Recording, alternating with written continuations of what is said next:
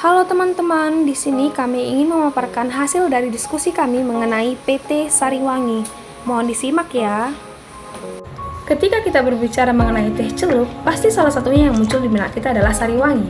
Sariwangi adalah merek teh Indonesia yang pertama sekali muncul dalam bentuk kantong. Nah, tahukah kamu bagaimana awal berdirinya Sariwangi hingga menjadi produsen teh celup paling diminati di Indonesia? Mama bisa berhenti kerja, gaji papa naik besar. Wah, ngeteh dulu yuk. Kalau mama tetap kerja gimana? Buat kita semua, Pak. Buat anak-anak juga. Makasih ya, Pak. Nah, di video kali ini kita akan membahas sejarah singkat berdirinya Sariwangi. Namun, sebelum kita memulai ke sana, bagi teman-teman yang baru menonton video ini, jangan lupa like, komen, dan subscribe.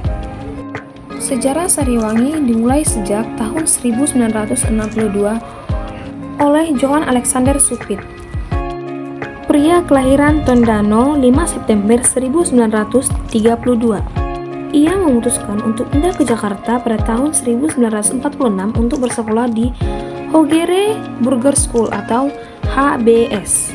Ia kemudian melanjutkan pendidikan di sebuah SMA di Bandung. Kemudian ia berkuliah di Universitas Krishna Viana dengan jurusan ekonomi. Karena kesulitan keuangan, ia memutuskan untuk tidak kuliah di tahun kedua dan sempat bekerja di perkebunan teh milik Francis Pick & Co. lalu di Joseph Tele & Company. Setelah beberapa tahun bekerja sebagai ahli teh, Johann Alexander Suppitt akhirnya memutuskan untuk mendirikan usahanya sendiri dengan nama CV Sariwangi di tahun 1962 dan mengubahnya menjadi perseroan 2 tahun berikutnya menjadi PT Sariwangi. Kantornya berada di Gunung Putri, Bogor, Jawa Barat. Awalnya, perusahaan ini bergerak di bidang trending komoditas teh.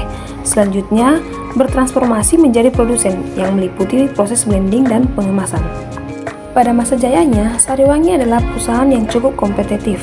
Produk-produk yang dihasilkan juga inovatif. Bahkan salah satu produk yang dihasilkan menjadi pelopor revolusi kebiasaan minum teh masyarakat Indonesia. Sariwangi mulai memperkenalkan produk teh dalam kantong pada tahun 1970-an. Menggunakan nama perusahaan sendiri, saat diluncurkan, produk ini kemudian diberi merek teh celup Sariwangi. Teh celup Sariwangi sukses dipasarkan, ketika merek-merek lain masih berkutat pada produk teh yang dikemas secara konvensional. Sariwangi sudah melangkah di depan. Kesuksesan inilah yang menggoda Unilever untuk mengakuisisi produk dan brand teh celup Sariwangi pada tahun 1989.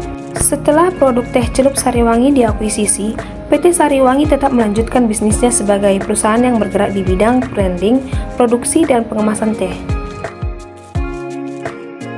Sariwangi masih menjual produk teh dengan merek Sariwangi Teh Mawar, Sariwangi Sari Murni, Sariwangi Teh Melati, Sariwangi Teh Hijau, Sariwangi Teh Hitam Jahe Kunyit, Sariwangi Teh Hitam Kurma dan Madu. Hingga beberapa tahun lalu, penjualan perusahaan ini pernah menyentuh 46.000 ton per tahun. Selain itu, perusahaan ini juga menjadi penyuplai teh dalam kantong dengan produksi mencapai 8 juta kantong per tahun. Namun, sejak tahun 2015, PT Sariwangi bersama perusahaan afiliasinya yaitu PT Maskapai Perkebunan Indoro Sumber Waduk di daerah kesulitan. Dua perusahaan ini terjerat utang hingga 1,5 triliun ke sejumlah kreditur. Salah satu penyebab dua perusahaan ini mengalami kesulitan keuangan adalah gagalnya investasi untuk meningkatkan produksi perkebunan. Perusahaan ini mengembangkan sistem drainase atau teknologi penyiraman air dan telah mengeluarkan uang secara besar-besaran. Namun, hasil yang didapatkan tidak seperti yang diharapkan. Pembayaran cicilan utang tersendat, membuat sejumlah kreditur mengajukan tagihan. Ada 5 bank yang saat itu mengajukan tagihan, yakni PT HSBC Indonesia, PT Bank ICBC Indonesia, PT Bank Rabobank Internasional Indonesia, PT Bank Panin Indonesia Tbk, dan PT Bank Commonwealth. Pada tahun itu juga, Sariwangi dan Maskapai Perkebunan Indoro memohon perdamaian.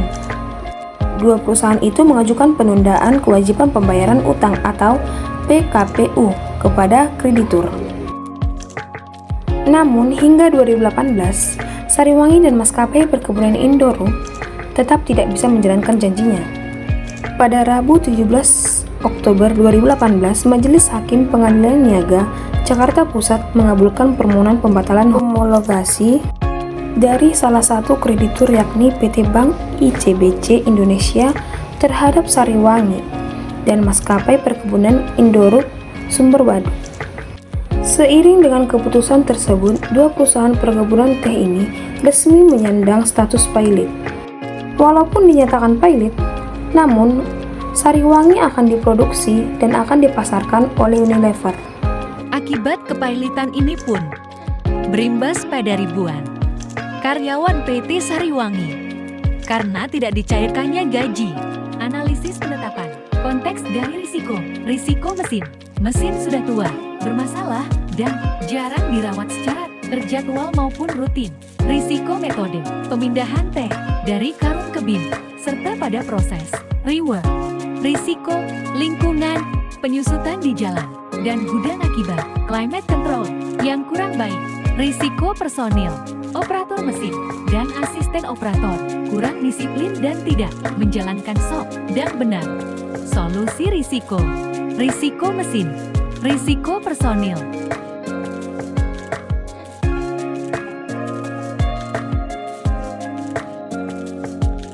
Risiko lingkungan, risiko metode.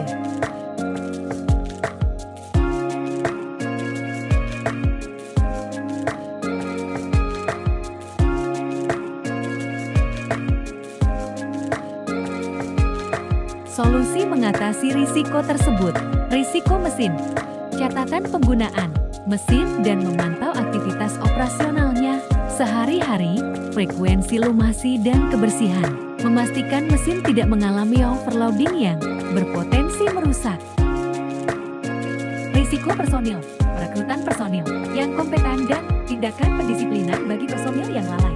Risiko lingkungan, melakukan penyortiran produk yang mengalami penyusutan dan pembelian sarana dan biaya layanan yang layak. Risiko metode, melakukan proses pemindahan dan proses rework dari awal sedini mungkin saat teridentifikasi kesalahan metode.